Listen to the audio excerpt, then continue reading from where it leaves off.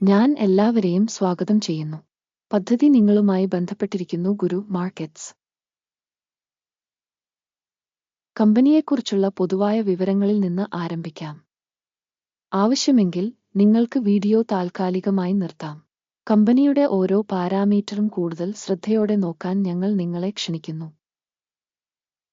ഇപ്പോൾ ഞങ്ങൾ ഓർഗനൈസേഷന്റെ പ്രധാന സൂചകങ്ങൾ താരതമ്യം ചെയ്യും. റെപ്റ്റ് ഇൻക് ടിക്കർ RES 2025 മാർച്ച് 31 വരെയുള്ള നിലവിലെ ഡാറ്റ ഉപയോഗിച്ചാണ് അവലോകനം സൃഷ്ടിച്ചത്. വർഗീകരണം അനുസരിച്ച് ഗുരു മാർക്കറ്റ് സംഘടന ഇൻക് ഉപവിഭാഗത്തിൽ പെടുന്നു. ആർട്സേഴ്സ് എനർഗോ 64 കമ്പനികൾ വിശകലനത്തിൽ പങ്കെടുക്കുന്നു. ഇത് വളരെ പ്രതിനിധിയാണ്. ഈ വീഡിയോയുടെ ഫലത്തെ അടിസ്ഥാനമാക്കി ഓർഡറുകളുടെ തീരുമാനങ്ങൾ ഞങ്ങൾ കാണും. പഠിക്കുന്ന കമ്പനിയുടെ ഫലം ഇപ്രകാരമാണ്: 10.7.5. ഉപവിഭാഗത്തിന്റെ ശരാശരി 1.7 പോയിന്റ്. നിങ്ങൾ വളരെ വിശാലമായി നോക്കുകയാണെങ്കിൽ മൊത്തത്തിൽ മുഴുവൻ വിപണിയിലും US സ്റ്റോക്ക് മാർക്കറ്റിന്റെ ശരാശരി ഫലം 1.9 പോയിന്റാണെന്ന് നിങ്ങൾക്ക് കാണാൻ കഴിയും. സ്കോറിനെതിരെ 7.5 പോയിന്റ്. ഇൻക് കമ്പനിയുടെ ഓഹരി വിലയുടെ ചലനാത്മകത താരതമ്യം ചെയ്യുന്നു. ഇൻക് ഉപവിഭാഗം ഓഹരികളും. കഴിഞ്ഞ 12 മാസത്തെ ഓഹരികൾ ഞങ്ങൾ കാണുന്നു. ഇൻക് -27.9% മാറ്റം കാണിച്ചു. ഉപവിഭാഗത്തിലെ വില ചലനാത്മകതയ്ക്കെതിരെ -1.6%. ഇത് തീർച്ചയായും ഒന്നും അർത്ഥമാക്കുന്നില്ല, എന്നാൽ ഈ വസ്തുത മനസ്സിൽ സൂക്ഷിക്കേണ്ടത് ആവശ്യമാണ്. കോർപ്പറേഷന്റെ വിപണി മൂലധനം ഇൻക് $1.18 ബില്യൺ. 230 ബില്യൺ ഡോളറിന്റെ ഉപവിഭാഗ വിപണി മൂലധനം. ഇൻസ് 0.513% വിഹിതം വഹിക്കുന്നു. ഇത് ഉപവിഭാഗത്തിലെ ചെറുകിട കമ്പനികളിൽ ഒന്നാണ്. കമ്പനിയുടെ ബാലൻസ് ഷീറ്റ് മൂലധനം $1.7 ബില്യൺ ആണ്. ഉപവിഭാഗത്തിന്റെ മൂലധനം $115 ബില്യൺ ആണ്. ഇൻസ് 0.936% ഓഹരിയാണ്. വിപണിയുടെയും പുസ്തക മൂല്യത്തിന്റെയും ഓഹരികൾ താരതമ്യം ചെയ്യുന്നതിലൂടെ നമുക്ക് ഇനിപ്പറയുന്നവ കാണാൻ കഴിയും. പങ്കിടുക. ഇൻക് ഒരു ഉപവിഭാഗത്തിൽ വിപണി മൂല്യം വിലയിരുത്തുമ്പോൾ 0.513%. പുസ്തക മൂല്യം 0.936%. ഇത് വിപണി മൂല്യത്തിന്റെ വിഹിതത്തെക്കാൾ 82% കൂടുതലാണ്. ഉപവിഭാഗത്തിൽ കമ്പനിയുടെ വിപണി വിഹിതവും ബാലൻസ് ക്യാപിറ്റലൈസേഷന്റെയും വിലയിരുത്തൽ നല്ലത് 1 പോയിന്റ്. കമ്പനിയുടെ കടങ്ങൾ 0.032 ബില്യൺ ഡോളറാണ്. ബുക്ക് മൂല്യത്തിലേക്കുള്ള സാമ്പത്തിക ബാധ്യതകൾ കമ്പനിയുടെ ഇക്വിറ്റിയുടെ 3% പ്രതിനിധീകരിക്കുന്നു. കമ്പനിയുടെ ഡെറ്റ് ലെവലിന്റെ റേറ്റിംഗ് വളരെ നല്ലത് 2 പോയിന്റ്. കമ്പനിയുടെ വിപണി മൂല്യത്തിന്റെ ബാലൻസ് അതിന്റെ ലാഭം 13.1 ആണ്. 16.5 എന്ന ഉപവിഭാഗത്തിന്റെ ശരാശരിയിൽ ഇത് ഉപവിഭാഗത്തിന്റെ ശരാശരിയേക്കാൾ 21% കുറവാണ്. ഉപവിഭാഗത്തിലെ ഓർഗനൈസേഷനുകളുമായി താരതമ്യപ്പെടുത്തുമ്പോൾ കമ്പനിയുടെ വിപണി വില അതിന്റെ ലാഭത്തിലേക്കുള്ള വിലയിരുത്തൽ നല്ലത് 1 പോയിന്റ്. കഴിഞ്ഞ 12 മാസത്തെ ലാഭം $90 മില്യൺ ആയിരുന്നു. അടുത്ത 12 മാസത്തെ ഫോർവേഡ് വരുമാനം $97 മില്യൺ ആണ്. ഇത് നിലവിലുള്ളതിനേക്കാൾ 7.8% കൂടുതലാണ്. ഉപവിഭാഗവുമായി താരതമ്യപ്പെടുത്തുമ്പോൾ കണക്കാക്കിയ ഭാവി ലാഭത്തിന്റെ വിലയിരുത്തൽ നല്ലത് 0.5 പോയിന്റ്. കമ്പനിയുടെ മൂല്യവും വരുമാന അനുപാതവും 0.8 ആണ്. ഉപവിഭാഗം 1ന്റെ ശരാശരി ഇത് ഉപവിഭാഗത്തേക്കാൾ 20% കുറവാണ്.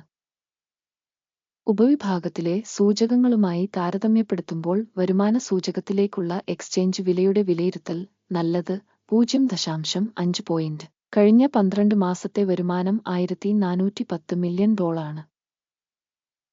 വരുന്ന 12 മാസത്തേക്കുള്ള ഫോർവേഡ് വരുമാനം $1520 മില്യൺ ആണ്. ഇത് നിലവിലെ സമയത്തേക്കാൾ 8% കൂടുതലാണ്. ഉപവിഭാഗത്തിലെ കമ്പനികളുടെ സൂചകങ്ങളുമായി താരതമ്യപ്പെടുത്തുമ്പോൾ പ്രതീക്ഷിക്കുന്ന ഭാവി വിൽപ്പന വോള്യങ്ങളുടെ വിലയിരുത്തൽ നല്ലത് 0.5 പോയിന്റ്.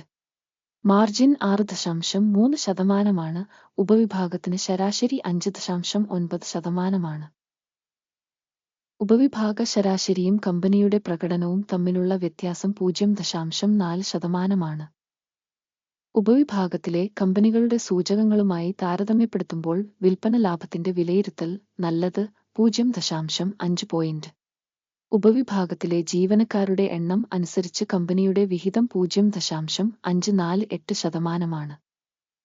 ഇത് വിപണി മൂലധനത്തിന്റെ വിഹിതത്തെക്കാൾ 7% കൂടുതലാണ്. ഇത് കമ്പനിയുടെ വിപണി വിലയിലെ അസന്തുലിതാവസ്ഥയെ പ്രതിഫലിപ്പിക്കുന്നു, മറിച്ച് വില കുറച്ച് കാണുന്നതിന് വേണ്ടിയാണ്. ഒരു കമ്പനി ജീവനക്കാരന്റെ മൂലധനം $454,000 ആണ്. ഉപവിഭാഗത്തിന് ഇത് $485,000 ആണ്. ഉപവിഭാഗത്തിലെ ശരാശരിയും കമ്പനിയുടെ പ്രകടനവും തമ്മിലുള്ള വ്യത്യാസം 6.4%. ഉപവിഭാഗത്തിലെ കമ്പനികളുടെ സൂചകങ്ങളുമായി താരതമ്യപ്പെടുത്തുമ്പോൾ ഒരു ജീവനക്കാരന് മൂലധനത്തിന്റെ അളവ് വിലയിരുത്തൽ നല്ലത് 0.5 പോയിന്റ്. ഒരു ജീവനക്കാരന്റെ ലാഭം $34,600 ആണ്. ഉപവിഭാഗത്തിലെ ശരാശരി $29,300 ആണ്. കൂടാതെ ഉപവിഭാഗത്തിലെ ശരാശരിയും കമ്പനിയുടെ പ്രകടനവും തമ്മിലുള്ള വ്യത്യാസം 18%. ഉപവിഭാഗത്തിലെ കമ്പനികളുടെ സൂചകങ്ങളുമായി താരതമ്യപ്പെടുത്തുമ്പോൾ കമ്പനിയുടെ വ്യക്തിഗത ജീവനക്കാരന്റെ ലാഭത്തിന്റെ വിലയിരുത്തൽ നല്ലത് 0.5 പോയിന്റ്. ഒരു കമ്പനി ജീവനക്കാരന്റെ വരുമാനം $545,000 ആണ്. ഉപവിഭാഗം പ്രകാരം $493,000. ഉപവിഭാഗ ശരാശരിയും കമ്പനിയുടെ പ്രകടനവും തമ്മിലുള്ള വ്യത്യാസം 11%.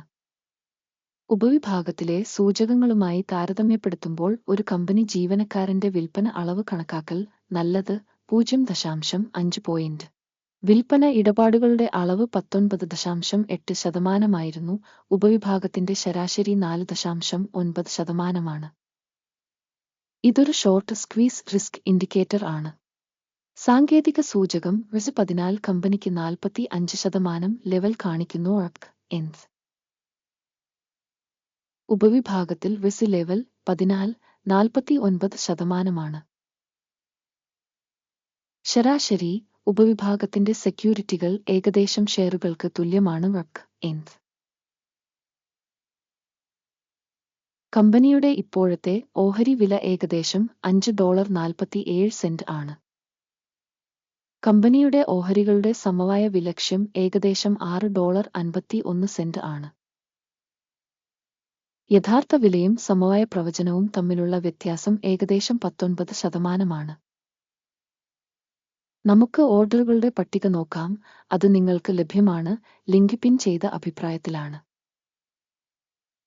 വിവരങ്ങളും റഫറൻസ് മൂല്യനിർണ്ണയ സംവിധാനവും ഈ സീസണിൽ മുമ്പ് എടുത്ത എല്ലാ തീരുമാനങ്ങളും ഓർഡർ പട്ടികയിൽ അടങ്ങിയിരിക്കുന്നു. ഗുരു മാർക്കറ്റ്സ് ഓർഡർ ടേബിളിലേക്കുള്ള ആക്സസ് സൗജന്യവും തുറന്നതുമാണ്. പിൻ ചെയ്ത കമന്റിലെ ലിങ്ക്. സെക്യൂരിറ്റി മൂല്യനിർണ്ണയത്തിന്റെ ഫലമായി വിവരങ്ങളും റഫറൻസ് സംവിധാനവും ഗുരു മാർക്കറ്റ്സ് ഇനിപ്പറയുന്ന തീരുമാനം എടുത്തു. ഒരു ഓഹരിക്ക് $5.46 എന്ന നിരക്കിൽ വർധനവിന് ഒരു വ്യാപാരം തുറക്കുക. കമ്പനിക്ക് ഉയർന്ന റേറ്റിംഗ് ഉള്ളതിനാലാണ് കരാർ തുറന്നത്. ഓർഗനൈസേഷന്റെ വിലയിരുത്തൽ മൂല്യനിർണ്ണയ രീതിയെ അടിസ്ഥാനമാക്കിയുള്ളതാണ്. അക്കിമിന്റെ സൂചിക ലാഭം 6.09 ആയി സജ്ജീകരിച്ചിരിക്കുന്നു. സ്റ്റോപ്പ് ലോസ് 4.83 ആയി സജ്ജീകരിച്ചിരിക്കുന്നു.